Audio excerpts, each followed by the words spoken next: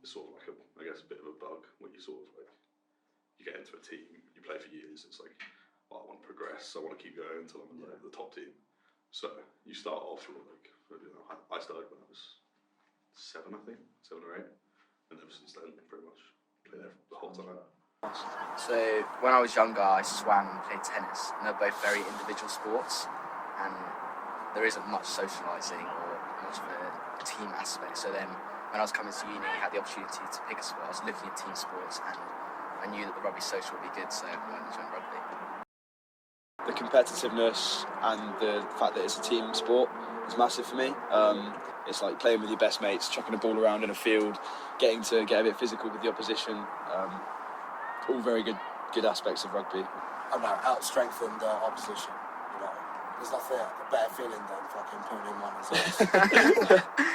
Fair enough. Yeah, I used to hate the aggression, war side of a game of rugby, but nowadays you go out there and there's so many highs and lows throughout the match, and you feel amazing after.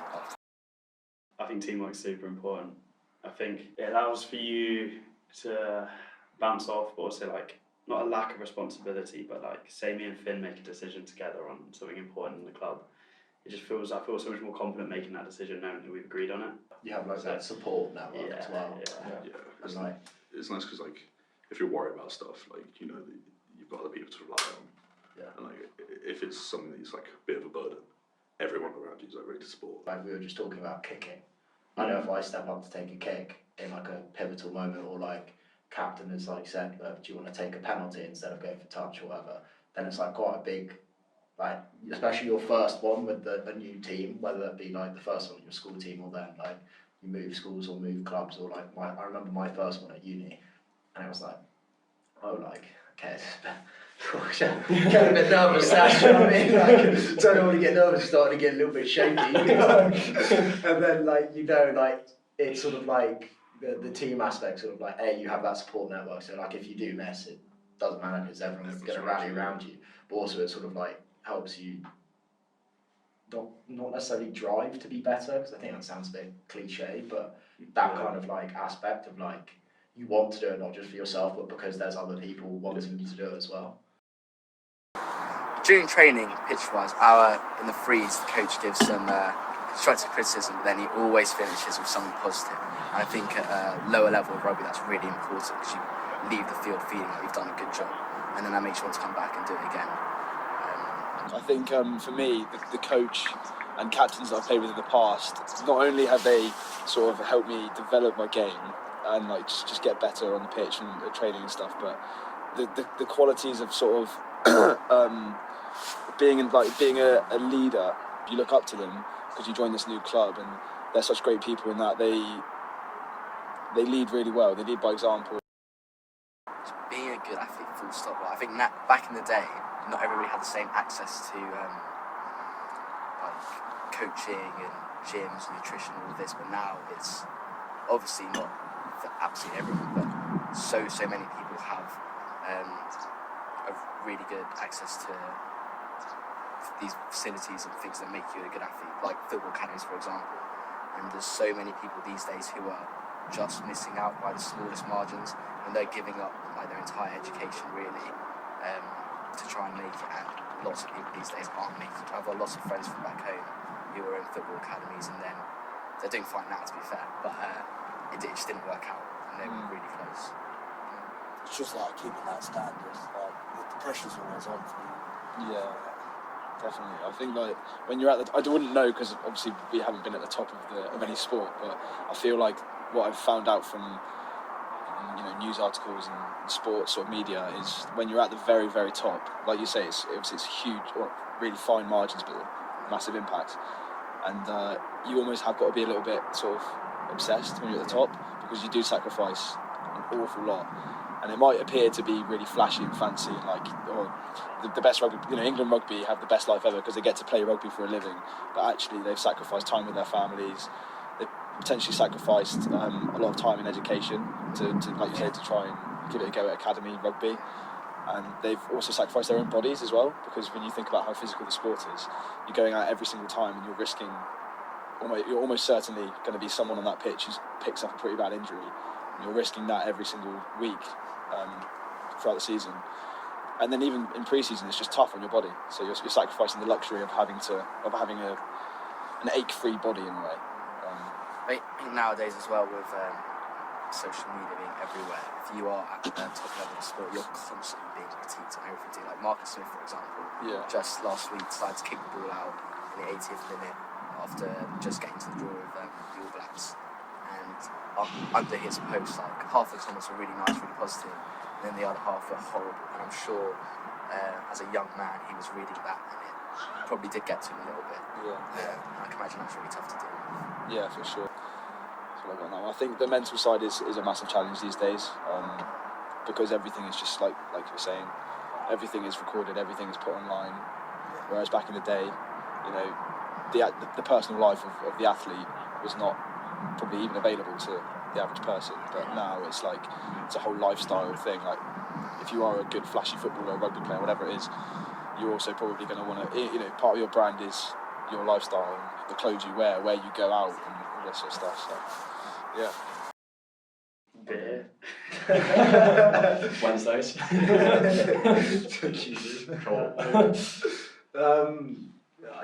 I don't know. I think there's not like there's. If there was one obvious answer, it wouldn't be such a important question that you hear so much. Like it would be something that people sort of strive for constantly. If it was easy to say what makes you happy, then everyone would sort of do it. But it's got to be like can't be too monotonous, because you could say obviously like when we win at a home game and you get to do the club dance and club song, that's everyone's feeling happy then, but that can't last forever. You know what I mean?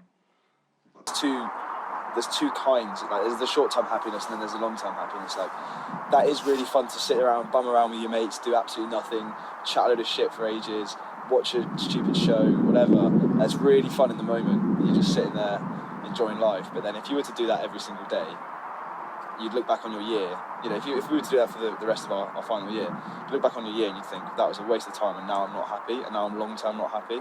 Having those moments, but also working towards a goal, actually being productive and proactive in sort of trying to achieve things that are going to benefit you in the long run, or at least benefit the people around you. When we just sat talking about something a little bit deep, maybe like ex-girlfriends, whatever. Yeah. Just that, like, just being peaceful with the boys, chit-chatting over it. It's really nice. Definitely. Like, it gets onto deep topics like the pyramids and like the meaning of life and stuff. Those kind of nice. But those are great, because you do end up tapping into sort of things that are pretty deep and pretty personal, which is fantastic, because it's great that we have, like we were talking the other day about I can't remember who in the house was, you know, said they were feeling down, or I can't remember exactly what it was about, but it's just great to have the environment where you can actually just say that, even if we don't sit down and work it out and work out the answer. It's really good to have. It's really healthy to know that environment that it exists in our house and within your friends group. Winning on Wednesday, that I felt unbelievable when we won. It was our cup game, for context, so if we lost, we'd be out of the cup. And we're drawing 17-0, and in the last play of the game, somebody scored down in the corner with all the fans. The atmosphere was electric. It was unbelievable. It was so good. Yeah, no, like rugby as a whole, just the whole culture, like, it's just like you get involved with so much that I don't know, it just makes me happy in general. Like. If you are having any difficulties in life, or you're not happy, taking something else, it's like almost a completely different channel. Like, say something in your life isn't going very well and you're feeling down as a result. It's almost like, I don't know, going on holiday. Not really, but it's like you do your thing, whether that's playing an instrument or whether that's playing football, rugby, being part of a sort of society. It's like, it's just time away. You can talk about me. Oh, I was gonna know. I don't really. Sounds a bit like, I helped you, or I helped this person. Sounds a bit like. I don't want to sound arrogant. Well, I could speak for Finn. I had something going on, and I called Finn and spoke to him about it. And then for the next few months, he was always there to speak to, and really, really helpful. Definitely helped me move on and get past it. Likewise, to be fair, same as you. Like it's you're always there to chat. I never ever feel like I can't really say anything in front of you, so that helps me definitely. Because say you have a bad week or worried about something anxious, always just pop down to Oscar's room and just give him a little knock on the door. He comes over, unlocks it, we come in and have a little chat. So, just right back at you, mate. Last time I helped someone, help them do their maths homework, that's it. Nice. Yeah, that's it. And that is useful. Like, you might not seem like a big thing to you, but if somebody helped me with my maths homework, I presume it's a fresher. Yeah, fresh. Yeah, I'm sure they'll be thinking about that for many weeks to come. So. 100%. Like, it doesn't just help them with that bit of homework and that little bit of their course. It also, now they know they can come to you and ask for advice, help, coursework, whatever it is. Like, and also adds to their overall sort of how they feel about being as part of the team. And they're probably going to go and do that to someone else now. So definitely, scratching the surface, may not seem like a massive thing, but 100% that's so big. I'm sure you guys have all had it. Everyone goes to uni and then you come back home and your parents' friends are so like, what do you want to be when you're older? Like, I don't know what I want to be when I'm older, but the one thing that I sort of want to work towards is to be able to give my kids the life that my parents have given me. Because I don't know what career I want to do, but I know that's like an ultimate goal, is to sort of provide for my kids the way my parents have for me. I think it's amazing. I think for me, fundamentally, it's if you're happy in life, that's probably just the best thing, isn't it? Because you always want to be happy in life in anything you do. And just be, for me as well, just being as successful as I possibly be the best version of myself. Never really sat down and had a clear, like you with your accounting. I've never really had that. I think it's healthy both ways. I think to have your life sort of not planned out, but to have Rough idea. Milestones of, you know, a rough idea of where you want to go. That's really good and helpful. However, I think it's also healthy for those people that don't know, at our age, that don't know what they want to do, because they're almost like a bag in the wind. You know, wherever they end up is probably going to be where they're supposed to end up. I know what I like. I know my interests. I know what I find I enjoy. So as long as I keep doing those things, I'm sure I'll end up in the right place. And I've got a good experience. So, you know, I think I'll do well. I hope I'll do well. Got to pass my degree first. See how that goes. Hopefully, but I do want to be a teacher. Teaching maths is what I've always wanted to do. So it's kind of a straightforward. You've got a head start with that fresh, haven't you? Teaching them maths. Yeah. Mental health means, to me, is keeping yourself busy, keeping balanced with what you do day to day. So, for example, you can't live life out of balance, for me. So you can't party too much, because then you're neglecting other things that are important. Yeah. So, obviously, for me, it's keeping fit, playing rugby, going to the gym, whatever. It's going out, seeing my mates, all that stuff, make sure I'm on top of uni work. Those are three general things. If those are all balanced for me, that's when my mental health is good. When I'm out of balance one of those, that's when sometimes you can feel a bit lower. If something does start to get out of sync, which is generally the way it goes, is I go out too much and then the work doesn't get done. Like, because they're the going out, like doing the sport, the fun, the easy things that anyone can do. But the work is the bit that needs like sort of more attention. And I know that like it always happens every now and again. I'll go out too much, then I won't do uni work, but then I'll just bury my head in the sand, and then I know it's not being done, and then sort of not run away from it, but kind of run away from it, and then it just builds. You get more panicked, you get more stressed, and then it comes down as like, shit, I've got a 2,500 word essay to do in 36 hours. So it's like this, everyone's been doing this for the whole term, and I've waited to literally the last 30 hours to do it. This isn't going to go well. And then it's just like a stressful panic situation. That's been the story of many people's lives at uni. Yeah, I think it's pretty normal at uni. I wouldn't worry too much. From personal experience, my somebody who was close to me had a family member who was really struggling with mental health. I think I always struggled to understand like how it could be so bad when it wasn't obvious that anything was clearly going wrong. Like she was just, or they were probably clinically depressed. And I think with like a physical illness, if someone's got broken leg, you're like, oh god, that's awful, you know, poor you. But with mental illness, it's like a genuine mental illness. It's really hard to actually know and then therefore understand why that person's feeling that way. So I think having the sympathy for people who are really, really struggling would be good. And obviously, we're definitely moving towards a place where everybody's really aware of the potential impact of mental health issues. I think it's just like understanding like every situation is different and like everybody's going through something. It's like, just be like sympathetic. Like I wish just everyone was as sympathetic as like other people would be. But obviously, some people don't really give that attention to others. Yeah. No matter how lucky you have it in life in terms of the material things you have, everyone is susceptible to a mental illness. So to stand there and be like, oh, you know, why is he or she upset? She seemingly has it great.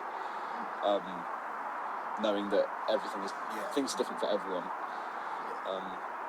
And then secondly, that it's not just that easy. Like it's not that easy to just get over or toughen up or keep a stiff upper lip. It's not that easy. It is hard for people. So I feel like a lot of people can be quite dismissive of it. Because even on the surface, like even if someone says, "Oh, I've been feeling really down about this," they might not be telling the whole truth. They might just be telling you that because they're ashamed of whatever else it is that's on their mind. And just keeping that constantly, being constantly aware that people might be hiding things that you don't know about as well. It's a big one. Yeah. I think everybody has like good days and bad days, and just because it's not as serious an issue as like being clinically depressed, I don't think that means they're not dealing with mental health issues. So I would say I struggled with my own mental health, but I definitely wasn't clinically depressed, and I'm sure everybody I socialise with is going through their own fair share of mental health issues. So I'm not aware of anyone who I'm very good friends with who's clinically depressed at the moment, but all of my friends have things that bother them that we talk about regularly. So,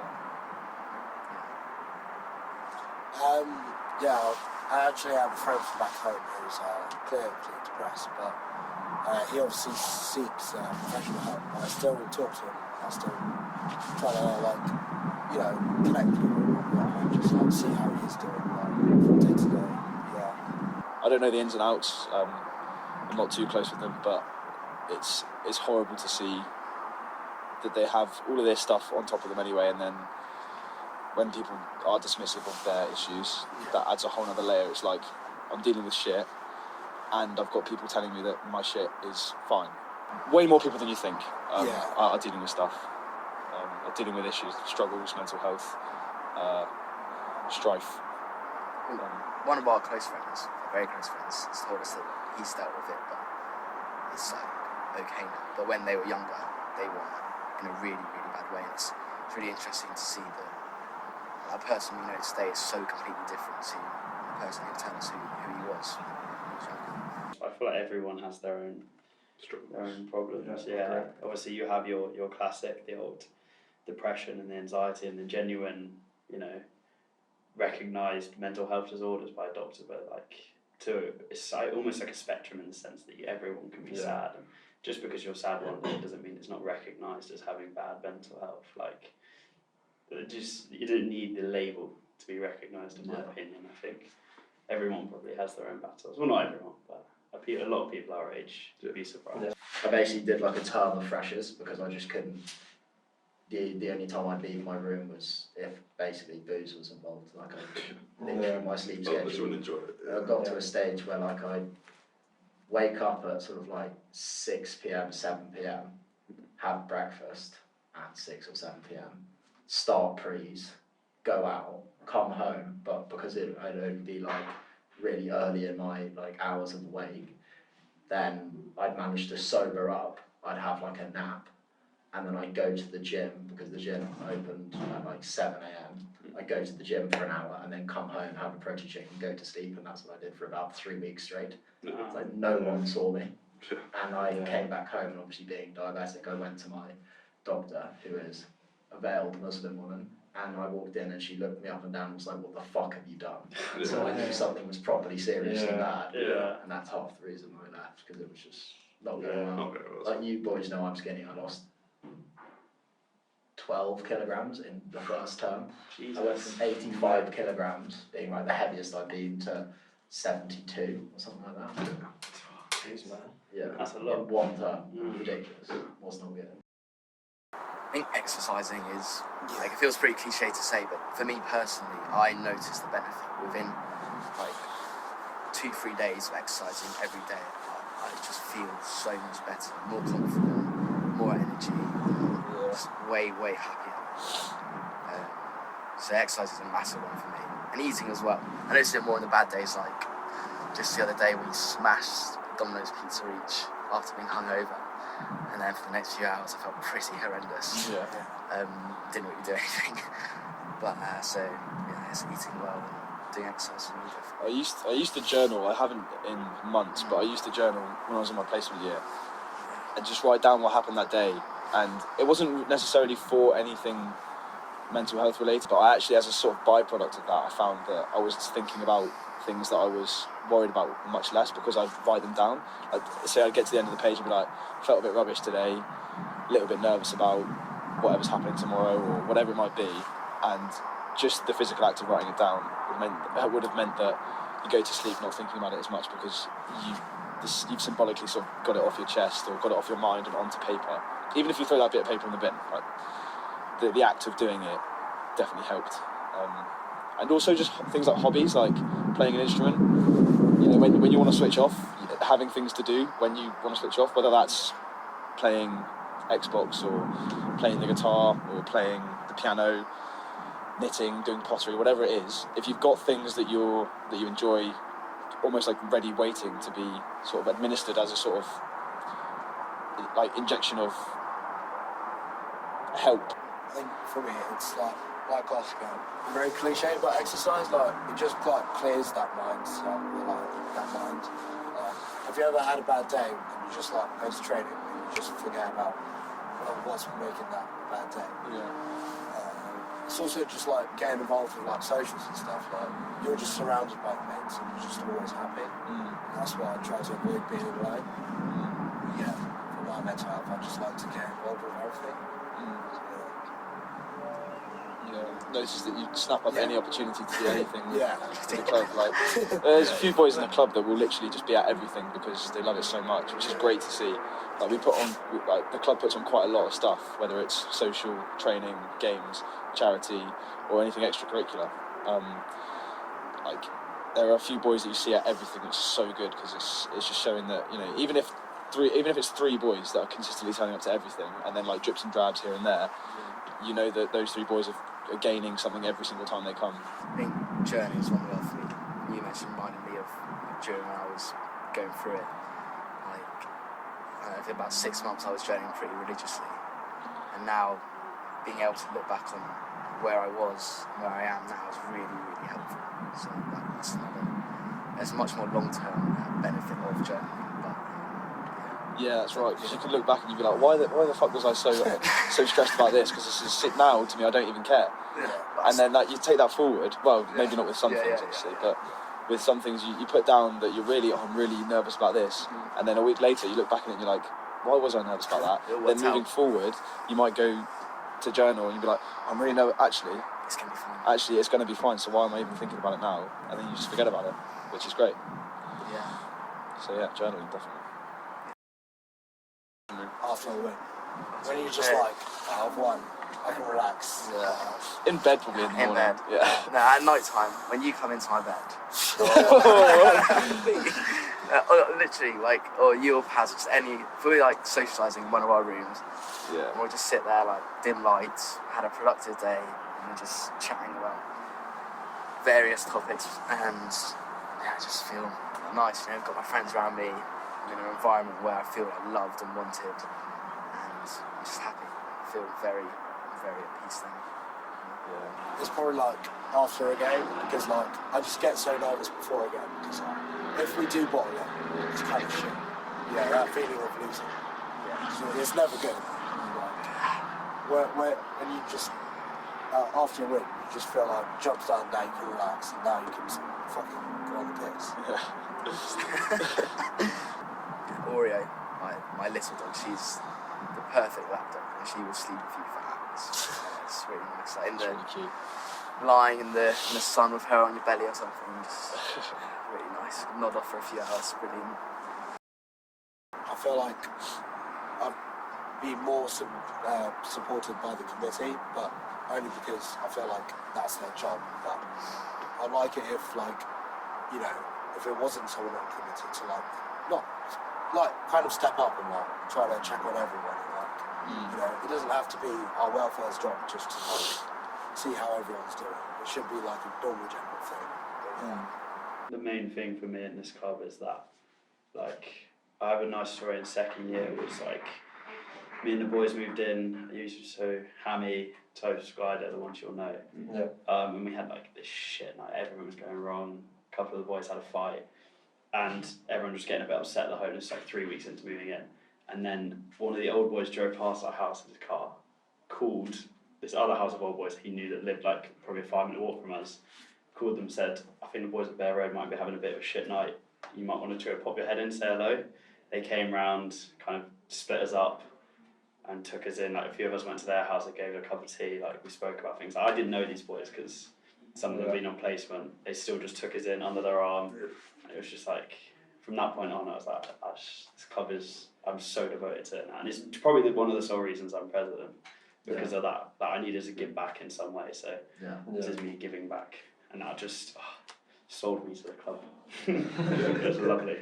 I think that's what's great about our club, especially, is because I could comfortably go to any of the boys in the club and speak. If I had any issues, I could literally speak to anyone and feel comfortable speaking to absolutely anyone, which I think is so good, especially in this club. I also think having like a unique perspective of being part of a different Unis rugby club as well. There is such a massively welcoming environment at the club, but I generally think there's like a good balance at the club here of like the ones play a fairly high level, and like if you want to play a good standard of rugby, it is there. But then also, like, I think as a general rule of thumb, the better the university gets at rugby, the more secular they are. I played rugby in Asia, and like the difference between like how like rugby culture develops is 100% different. Because like we were a group of lads that played rugby, but that was it. Like, we wouldn't go out. We didn't have socials. We didn't go out drinking. Probably a group of us probably would. Like, but if I was to go to like ask the lads to go out on a night out, I wouldn't know anything about half of them. Because it's like on the pitch we're mates, but afterwards it's a bit better. You have a close group. Rugby, we're not a team. Yeah, you have a close group. Like me and the 4-pack were all very close. But certain boys you wouldn't be that close to. You'd be friends with them. You wouldn't go out with them. And I think like now, comfortably, I could ask any of the lads to just go have a coffee, go have a beer with them, and I wouldn't have a problem sitting down and just having a good time with them. Because everyone, I feel like, gets involved. Even now, when you like bring new freshers there, after a year with people being involved in the club, you feel comfortable around everyone. Can't stress enough, like, it's changed my lifestyle really. Like, it controls my lifestyle. Like, no matter what. In a healthy way. Yeah, in a healthy way. Like, in a healthy way, yeah. It's like everything I do is to do with rugby. Like, whether it's charity work, training, match days, or just socialising. It just makes me like myself. Really. Like, I don't think I would be anywhere without it, but definitely. Obviously, like, doing sports, seeing your friends, that happens because of rugby, and that's really good for mental health. But definitely a real standout one for me in first year was having such a good group of friends so early on was massive. And I've always had a good group of friends. I've always been quite lucky in that regard. But definitely looking back, like after the COVID years, where so many people that I knew, my brother's in the year below us, which was the year that went to university with COVID. And I remember a lot of his friends and my ex-girlfriend and various other people were really struggling to make friends because they couldn't go out, so they were just stuck in the uni halls. I remember, now I look back, and I'm so grateful that I had a really good group of friends so early on, because it makes your university experience so much better. Like, just even getting your second year house sorted, I knew within weeks that I wanted to live with you and the rest of the boys. And had I not been a part of rugby, I don't know who I'd been living with. Even if you take rugby as just a sport and you take all of the social and everything else out of it, having a sport, any sport, where you can work towards improvement, getting better, even if it's not something that's directly related within your life, whether it's, it might not be necessarily like education related or self-improvement related, just getting better at tackling, getting better at carrying with the ball, getting better at passing, getting better at kicking. These are all things that are in your life, and you're working towards a goal, which is just a good exercise to do, because you take that sort of motivation, it's almost like you're training yourself to be better at other things by training to be better at rugby. You just alluded to it as well, confidence. I think if you do get better at rugby and you go to training and you push yourself and push yourself, you comes to game day, you make a big tackle, or you do your job really well, get man of the match, whatever it might be, a massive confidence boost. Like, again, it's not really related to necessarily directly to being confident in life and in other settings, but if you're confident, if your confidence is given a boost from doing something well on the pitch, you just carry that around with you and you emit good vibes, good energy, really. Sure, yeah. You come into the next training session feeling a bit more confident, means you might talk to more people. Go into the next training session more confident, talking to more people, you might make more friends, and then it just kind of spreads like a wildfire, really.